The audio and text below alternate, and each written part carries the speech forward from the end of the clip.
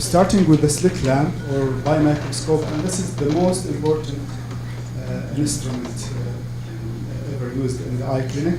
And that is simply, it is a magnifying binocular system that has source of illumination, light. This is why it's called slit lamp. Why it's called slit? Because it projects, it gives a narrow beam of light that's called slit. That is the narrow beam that's called slit. The uses of the slit lamp is, it is used, has many uses. First use is to examine the external eye structures like the eyelids, eyelashes, conjunctiva, puncti, and other structures. The other use is it is used to examine the anterior segment, which is, if you remember our first lecture, the anterior segment is the area between the cornea and the lens. Okay? So it is used to examine the anterior segment and external structures without any help. With the special lenses like the high plus lenses, plus 78 and 90, okay, they use it to examine the posterior segment, okay, which is the retina and the optic disc and the retinal arteries and vein. This is how they see it through the high plus lenses. Also, with other special lens, which is called gonio lens, they use the slit lamp to examine the angle structure. You remember the angle structure? Okay, so it is the area between the cornea and the iris. Do you remember why this structure is important? Yeah, it drains the aqueous humor. Huh? And what they look for when they look at the angle, do you remember? Canal fish limb and trabecular meshwork. Good. So if they can see canal fish limb, trabecular meshwork, and other structures, then this angle they call it open angle. If they cannot see them, then they evaluate it as a narrow angle. So that is the slit lamp. The servicing that we can do as nurses and technicians is that to change the bulb. And it is really easy to change the bulb. No need to call the biomed or to panic. When the bulb is off, it is easy to change the bulb. The bulb is here, and this housing. If you see there is screws, 1, 2 screws, just unscrew them.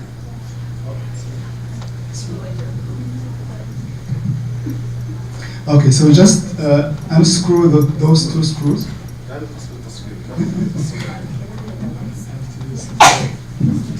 So just unscrew those screws, and you will see this picture. And that is the bulb. Just remove it and insert the new bulb. Make sure this screw fits here, and then it is very easy to change it. The most important thing you need to do before changing that is to turn the power off and also to unplug it from the power supply. So that is a slit lamp. Second important equipment that it's present in the eye clinic is the lens cabinet. Okay, and lens cabinet simply contains loose lenses. If you remember, there is black colored lenses and red colored lenses. Do you know which is what is the black? What is the red? Plus minus. The black is plus and the red is minus. Yeah, that is correct. So it contains from plus and minus 0.12 up to 20 diopters, and it is a sphere and cylinder from plus or minus 0.12 to 8 diopters cylinders, and also it contains accessory lenses. Why it is used, why it should be there? Because they use it in refraction. That is the measurement of refractive error. Or sometimes when the patient forgets his or her glasses, they can use it as substitute along with the trial frame. Okay, that is accessory lens. This is pinhole. These are the accessory. It contains prisms. It contains red and green glasses and other accessory lenses. Next is the propter.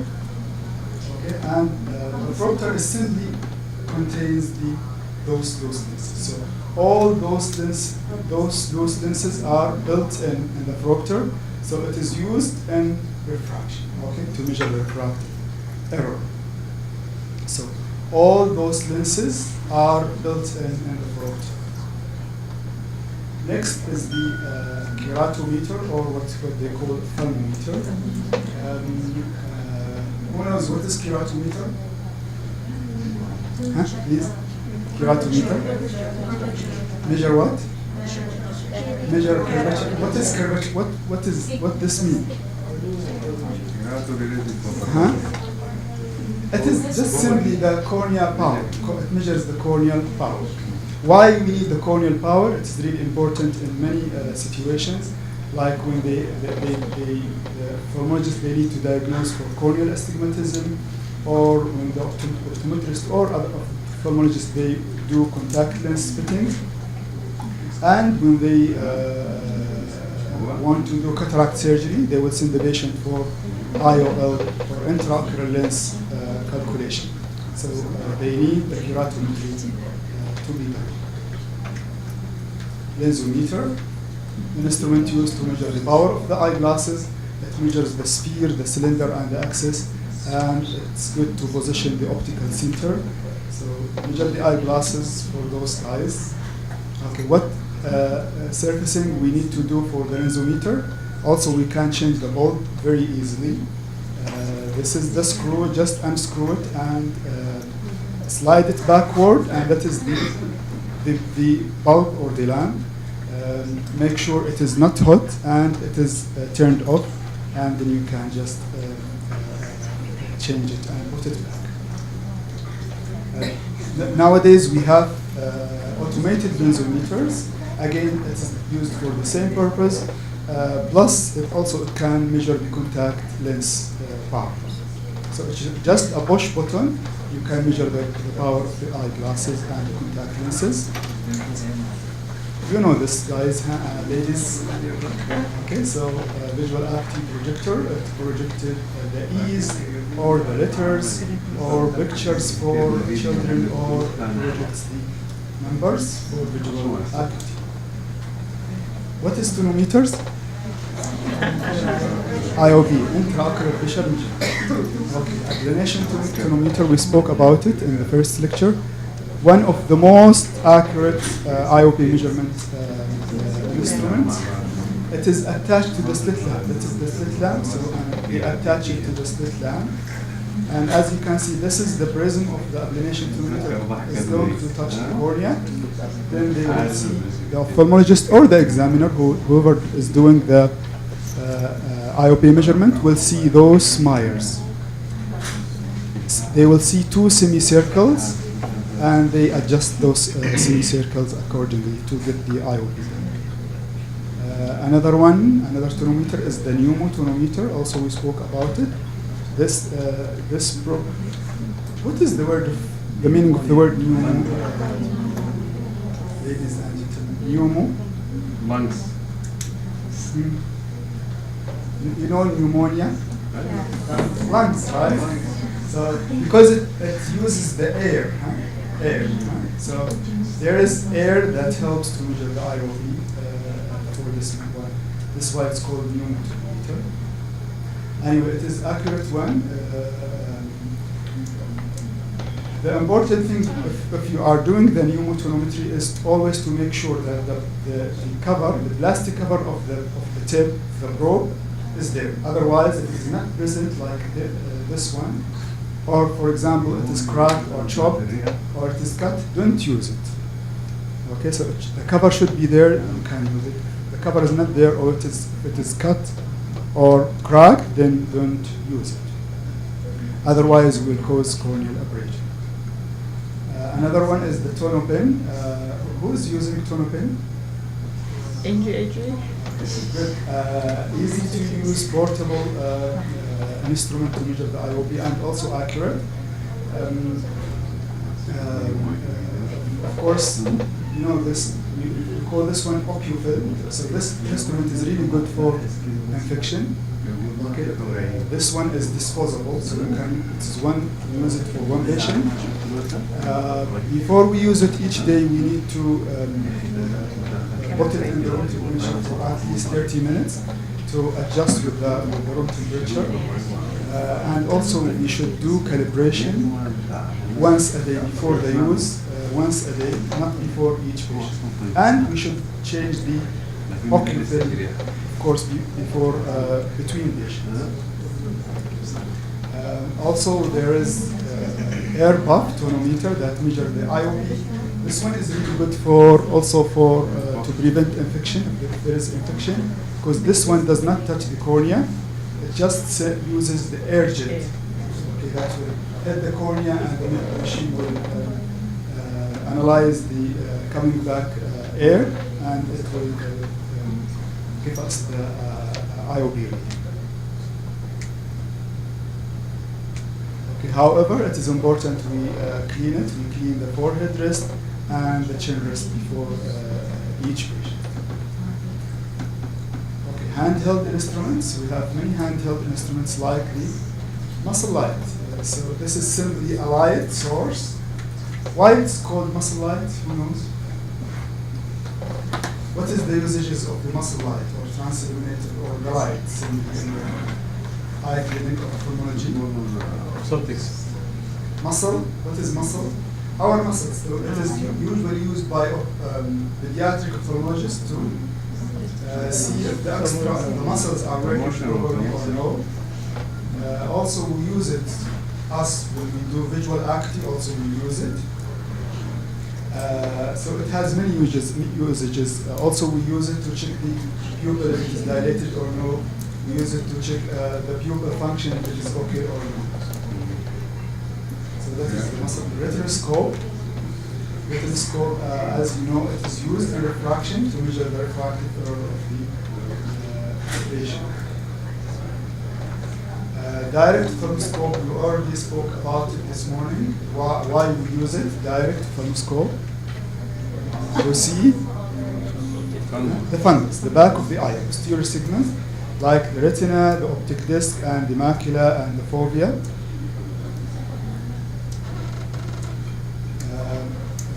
Recharging well. And why I brought the recharging well, it's very important always when we use, when the instrument is not in use, we should put it back in the recharging well. Otherwise, there is a filament inside those instruments. It has filament that if it is kept on the table, not straight ahead, then this filament will be curved, okay, and this will need to be changed, which is really expensive. So always when those instruments are not in use, please put them in their recharging well. Okay. Also, sometimes you are using, for example, the muscle light, and it is not working. Okay. There is a simple way to use it quickly instead of going and panicking looking for batteries or just you can unscrew the head and use it, put it in another instrument, and it will work. If it is, for example, the problem is with the battery, so it should work with the other the working instrument. If you change the head into another instrument and still it's not working, then that is the bulb is the problematic, and you can change it. Which is this one. Next is the indirect ophthalmoscope. It is used to examine again the posterior segment or the retina. This time with high plus lenses like 20 or 28 diopter lenses. This is how they see the picture they see with the indirect and 20 diopters lens. Retina, optic disc, and as you can see, vitreous hemorrhage and other. And of course, you know this one, multiple pinhole and pinhole occluder. We use it to measure the visual activation. And please try to always clean it before each patient to avoid spreading the infection. E-card, also we use it for visual acuity. We spoke about it last year. Next is the prism, loose prisms or prism bar. Okay. Loose prisms or prism bars are used by pediatric ophthalmologists to measure the strabismus amount and to also to examine, to evaluate what type of strabismus the patient has. Okay. It's also used to treat diplopia. Okay, if you remember my colleague Shaban lecture, they use prisms to treat diplopia. Next is exophthalmometer. What you think exophthalmometer used for? What is exophthalmos? Protrusion. So you remember protrusion or exophthalmos? So the exophthalmometer used to measure the amount of protrusion. It is done this way. It has mirrors and ruler. The ophthalmologist can look at to compare the distance between the apex of the cornea and this bone. Okay, so if it is like more than the normal is between 12 and 20 millimeter, the distance between the lateral orbital rim and the apex of the cornea, that is the normal. It's 16 to 20 millimeter. If it is more, then there is exophthalmos. Okay, color test, or what we call Ishihara. It is numbers, dotted numbers and dotted background used to measure, to examine for color vision defects. Mostly it's used by neuro-ophthalmologists who evaluate optic nerve diseases.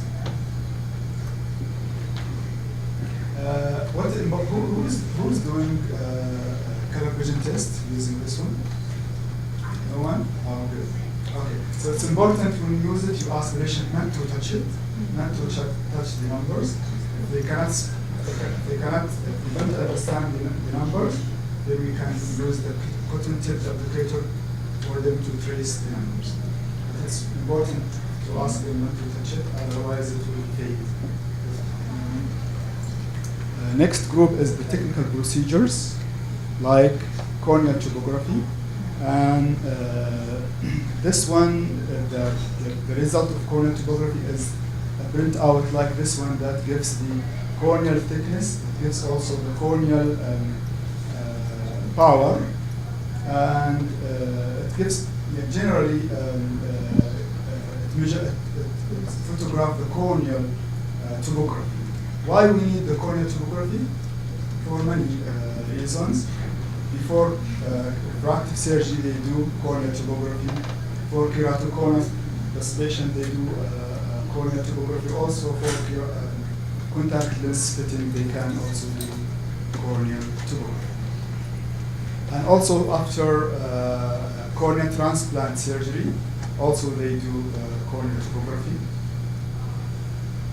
Okay, Goldman perimeter. That is simply visual field exam, but this one is the manual one. So it is used for visual field, especially in neuro cases. Humphrey perimeter is the most commonly used visual field machine these days. It is automated. It gives picture like this, print out like this one. So it is used, of course, for glaucoma and neuro cases. That is normal visual field, and that is, if you remember today, when we have high IOP, it will damage the optic disc, and we will lose the visual, our peripheral vision.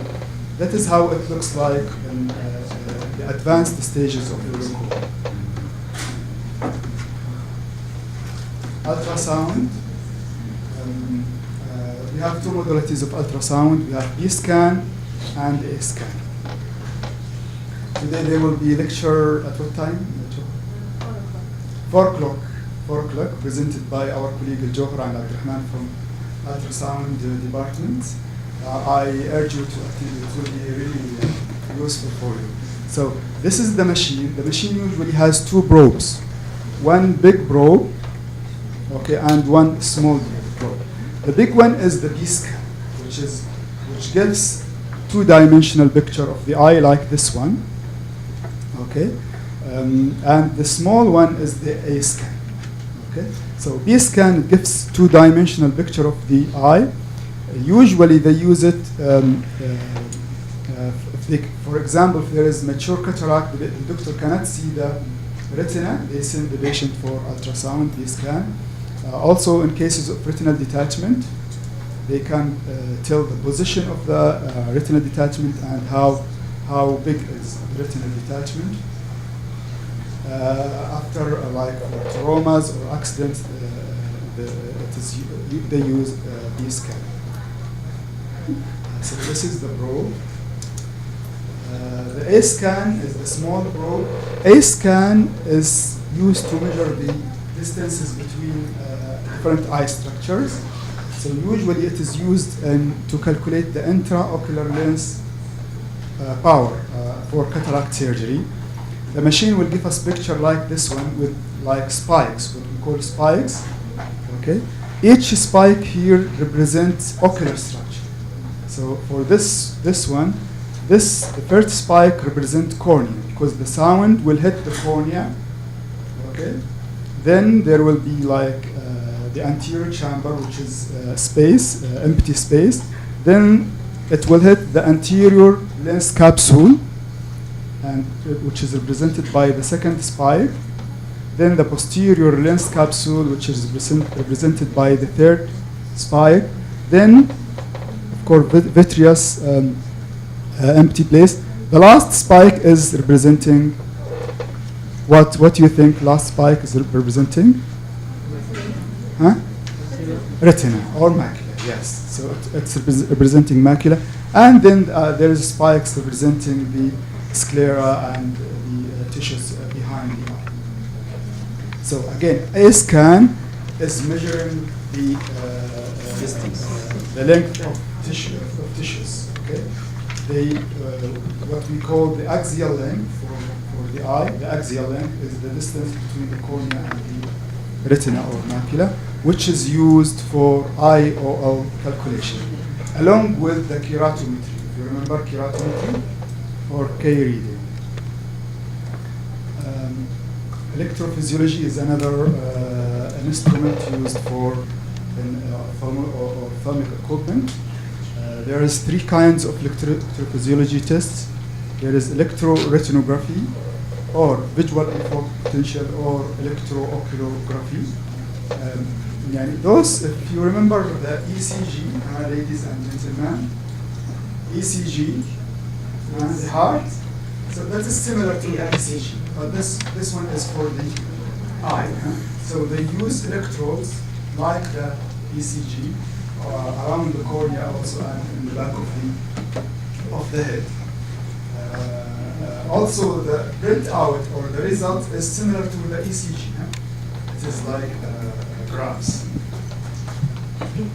So usually it is used for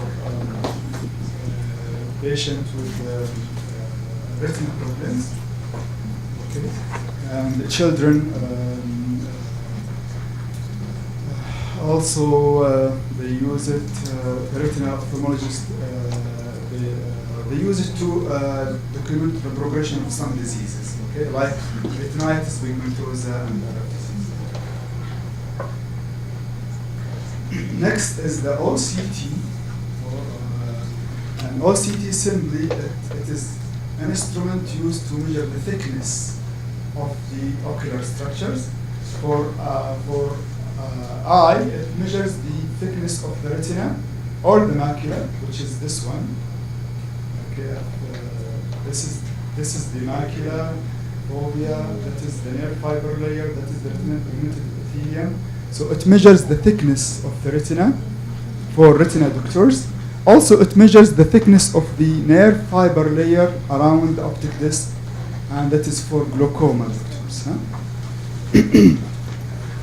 So if there is like the IOP is high for a long time, the nerve fiber layer thickness will go down for glaucoma patients. For retina patients, for example, if there is macular edema, okay, the retina thickness will be more or low. There is macular edema, it will be more. Okay, so this will show in the OCT. So it has retinal usages and glaucoma usages. These days, there is, and the new modality is for anterior segment, which pictures the angular structure and so anterior segment, OCT they call it. Okay, next group is the lasers.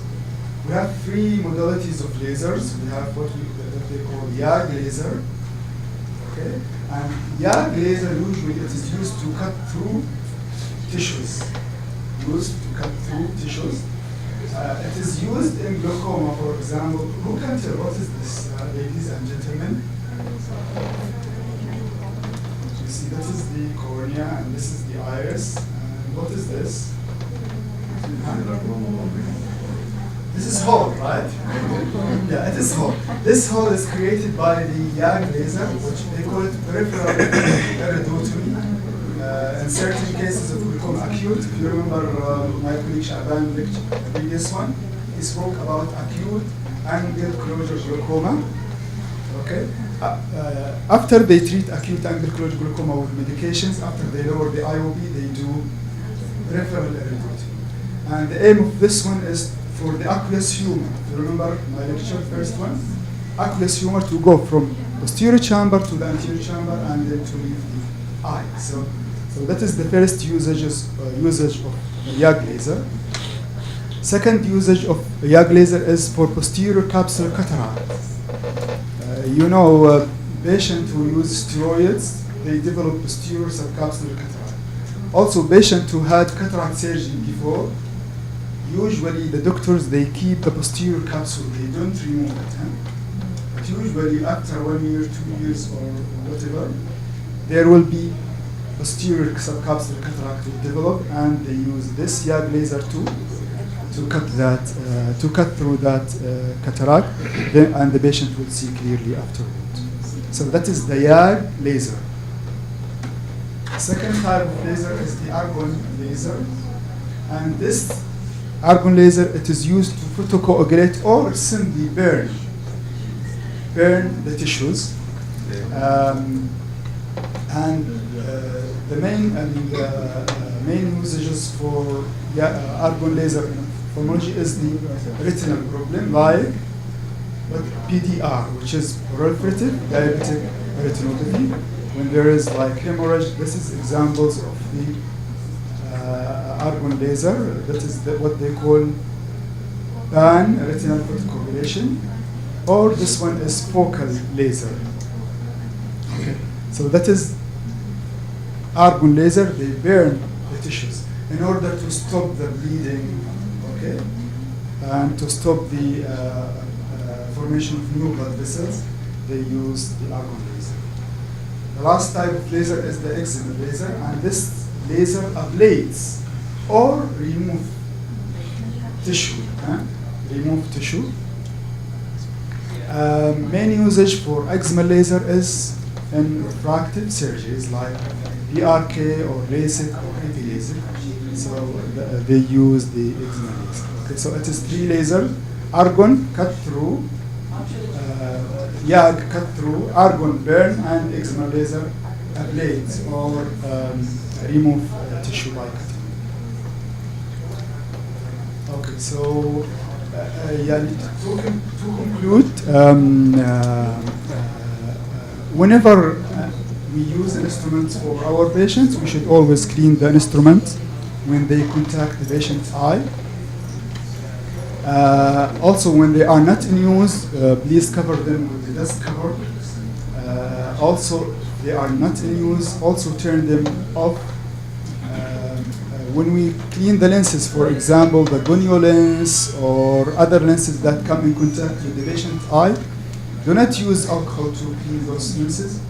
Please use mild soap and water and let it air dry. And always, whenever you are surfacing any instrument, always turn it off and unplug it from the power supply to save your self. Thank you, ladies and gentlemen.